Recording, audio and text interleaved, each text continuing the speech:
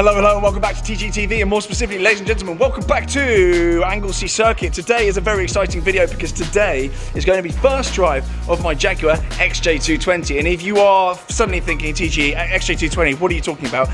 I've revealed my XJ220 online. It was available to view at Bicester Scramble, and I'm here at Anglesey Circuit with the guys at a company called The 20. They're brand new to the scene. They're doing some amazing stuff, and we're going to hear about them in a second. And that is the whole reason this whole day has been put together. And actually, it all coincided at the same time that I bought the car. I started speaking to the chaps, and they said, we're doing a bit of a media event at Anglesey. And I said, can I bring my XJ220 along? And here we are. So we'll hear about the 20 in a second. And you may well see some branding on some of the cars. However, we've got 430 Scuderia out on track there, and we've got the legendary Steve Sutcliffe driving around in it. Many of you will know Steve Sutcliffe, although if you're watching this channel, maybe you're not a fan of serious journalism, who knows, but he is a very serious journalist. The look of horror on his face when he was told we were going to have to do tracking shots together, me and an XJ220, he looked me up and down and he probably thought, what is that clown doing in an XJ220? Anyway, that aside, we're going to see some of those tracking shots in a second. Anyway, let's head through them, because I've actually never been to Anglesey Circuit before. I've literally never been here before. I've never driven here before. It was much like when I did the Carrera GT reveal. I just turned up to the track, car came off a truck, and then I was just expected to honk around the track and make some sense. I can't promise that this drive is going to make any sense. I can't promise you're going to get any serious journalism. What I can promise is you're going to get the first YouTuber in the entire world to have bought an XJ220 and filmed a first drive on track with it. So that's what you are going to get. Whether or not you're going to learn anything, or whether or not you're going to learn anything, who knows. Here we go then. We have got, it's getting very windy. We might have to get the mics out for a change. We've got a 430 Scuderia. This has just been purchased, I believe, and that is a beautiful spec. Grigio something. Basically silver, beautiful double spec, dark silver wheels, all the carbon, yellow calipings, yellow stitchings, inside carbon, head to toe, and yeah, this is a very, very, very good buy. So Steve has got a very tough job today, driving around in this. Someone's got to do it. What a beautiful, beautiful car. I would love a Scuderia, but obviously I've got the manual for 30, so it's probably a little bit surplus to requirements, a little bit greedy, but this is obviously top level. Definitely an investment car. Generation of people that grew up with these, they're going to want one of these more and more and more, but the levels of ability to buy and the appetite to buy is going to grow and grow and grow as that demographic gets more and more money in their life. So a great buy, a fantastic buy, and that has been going around the track and it sounds absolutely heavenly. And I have just been here with Autofolio guys talking about the new release we've just put out, Investment Cars by TGE, which is a full guide going through all the purchase prices and sale prices of all my cars, which we'll talk about in a second. However, you will notice this branding here. This is the 20, and a little bit about these guys. The 20 is the world's most exclusive drivers club, from storage to track, full stack, in-house membership service, limited to only 20 members worldwide. As one of the 20, your collection is entrusted to their sister company, Main Car Storage, a discreet, climate-controlled automotive sanctuary where every vehicle is maintained to the highest standard, awaiting its next journey. Throughout the year, members of the 20 curate and shape their own calendar of truly bespoke experiences, from VIP Formula One weekends with private access to behind-the-veil factory tours of the world's most legendary marques. Every detail is designed to immerse you in the rarest corners of the automotive world. Enjoy invitation-only road rallies, race weekends and global adventures, complemented by privileged access to their hand-selected network of partners and ambassadors, delivering elevated benefits, private offerings and once-in-a-lifetime opportunities. There's a waiting list only at the moment. I'll leave the website below to go and put your name down.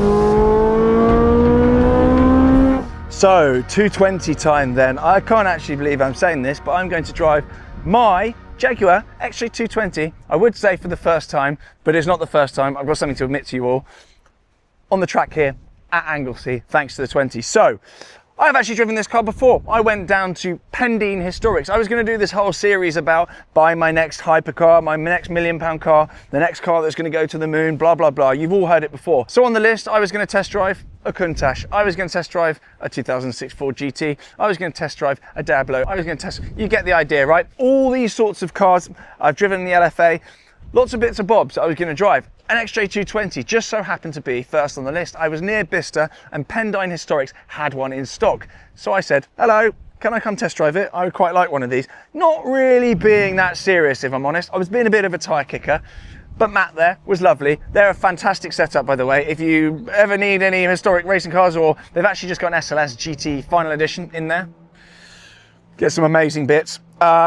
He said, yeah, come down. And Matt and I went and filmed a video in this particular car. One of my cameras didn't work. It wasn't some of my finer work, and I've put out some appalling stuff on this channel. So I thought, you know what? I'm not 100% sure about that video. I think I can go one better. I got in touch with the guys at Charles & Dean, and I said, run me the numbers on an XJ220. What are they looking like? Because I did try buying one of these 2 years ago. I tried to buy a dark red car 2 years ago and it didn't work. The numbers were appalling. The deposit I had to put in was absolutely mental. I like putting down a packet of crisps on these things. I don't like big deposits. Cash flow. And the numbers were horrendous. The residuals were awful. The monthly payments were just bananas and it just didn't work. It didn't work. And I'm happy to hold my hands up and say, I couldn't afford it. I could not afford to buy an XJ220 2 years ago on finance. It was too aggressive. The prices were roughly similar, a bit cheaper. I think I was probably about 50 grand cheaper back then. But we fast forward to today and I ran the numbers and the numbers were much better. And Charles & Dean managed to find a great lender. The lenders, for some reason, are now backing these cars.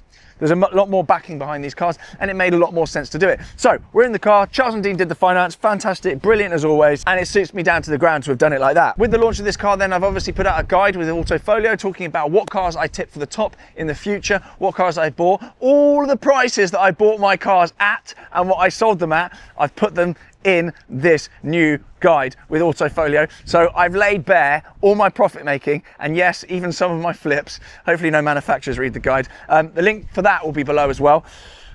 But the XJ220 is always one that I thought has been undervalued. There's only 280 of them. There's less of them made than the F50. They were 100 grand, give or take, more expensive than the F50 when they came out. And obviously you've got all the chat about it should have been a V12, it should have been all-wheel drive. And there's various reasons why I don't think that that actually would have been hugely beneficial for this car. And I don't think that would have put them any further forward in this day and age.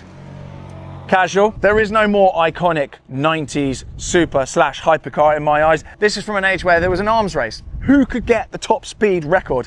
And this car did it with Martin Brundle behind the wheel. I think it nearly killed him, but he got 217 miles an hour on a banked circuit. On a flat surface, it would have hit the fabled 220 and the speed the car was actually named after. Anyway, I'll shut up because you actually really probably don't care. I've already done it in my reveal video. I've already gone through the stats. Anyone that likes the XJ220 will know exactly all about its Group B rally derived twin turbo V6 punting out 540 odd brake horsepower. You'll already know about that. So I'm going to shut up and then let you all watch me wangle this thing round the track with no script, having not eaten all day.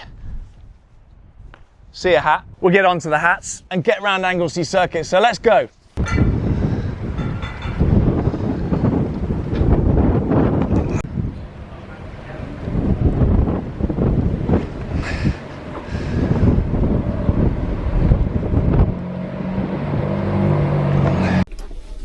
So, XJ220 then. I cannot believe I'm saying this. We've got the keys here. I've got my Ray-Ban Metas on. I've got my cap on because my transplant is still a little bit ugly. We're at the patchy stage. More to come on that. What's there to know? Very basic steering wheel. Clearly probably not an airbag in there. Wraparound cabin, fantastic. Grab handle here for the passenger. Very dated looking gear knob. But the seating position is a little bit strange. It is a little bit strange. I've got my seat all the way down. You can pump it up and down. These are very comfortable and very supportive, but my head is quite close to the roof and I can't make it go any lower. If you've got an extraordinarily weird long torso, then this car maybe isn't for you. Right, one click. All the lights are on. I've just been doing some tracking actually, so the car is already warm before I get told off. Foot on the brake, foot on the clutch, not even sure that's needed, and press this red button down here. Woo!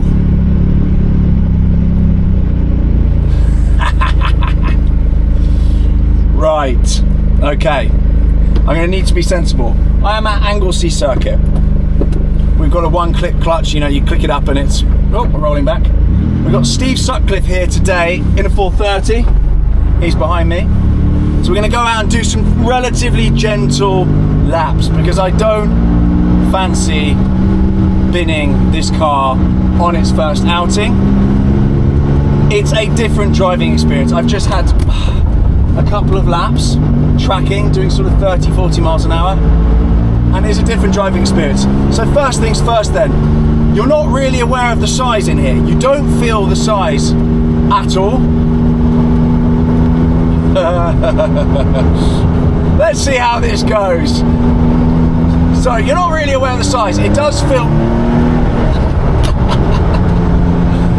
does feel a lot smaller than it is. The steering is extraordinarily heavy. So you want nothing. Dial going crazy there. I'm going to get told off by the people at the top. I said, yeah, just going out for a couple of quick laps. So, brakes then. Down into second. Brakes then have been upgraded on this car. Don Law does a big brake upgrade. Very, very much required on this car, particularly if you're doing north of 200 miles an hour in it, which of course it can do. You can hear those turbos spooling up. Big brake conversion is an absolute must on this car. I think it's about £50,000 to do. I'm going to shut up. Look at this view. I don't know if you can see that. Over there, blind corner, you come over the top and you get this amazing view here at Anglesey. Big brake conversion is an absolute must. I haven't driven the car with the standard brakes, but I can only assume it's absolutely pants, because they're still not amazing, but it's much better. I'm in the wrong gear there, coming through. As I say, I've never driven at Anglesey before, not once, so this is all a bit of an experience for me. Give the two to the pit wall. They're amazed to see this come round in one piece. But look, this isn't going to be the finest piece of motoring journalism.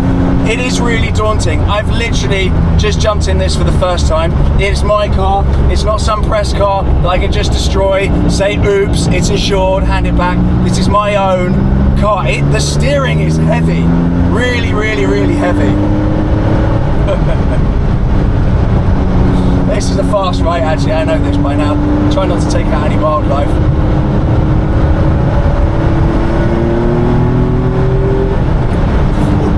It does shift.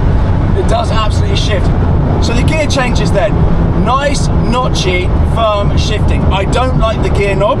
I'm not 100% a fan of the fact that it is actually you arrive at that corner a lot quicker than you actually expect. I'm not a fan of the fact that it is a 5-speed. I'd much rather a 6-speed ordinarily, but realistically, who really cares? The shift is fantastic. That's what happens when you come around the corner in the wrong gear. I am really just waffling at this point, but you know, this is a bucket list experience for me, having Anglesey to myself in my own Jaguar XJ220, and it is literally only down to you guys and girls at home, you know, supporting me, being nice to me, allowing me to really live my dream. I don't want to get too emotional about it, but you know, there is someone, they're going to go down in just a second. There is someone up there that I would love for him to be here today to see this, but you know, that's life, and I just hope somewhere up there he's looking down thinking, how the hell have you managed this? I try not to get too emotional. I've covered the stats on the car though. This isn't a track car. It was designed really for top speed runs. What I would say though, a boring point, the aircon's working quite nicely. It is working quite nicely. There are things to watch out for on this car. You don't want to leave it running for too long after.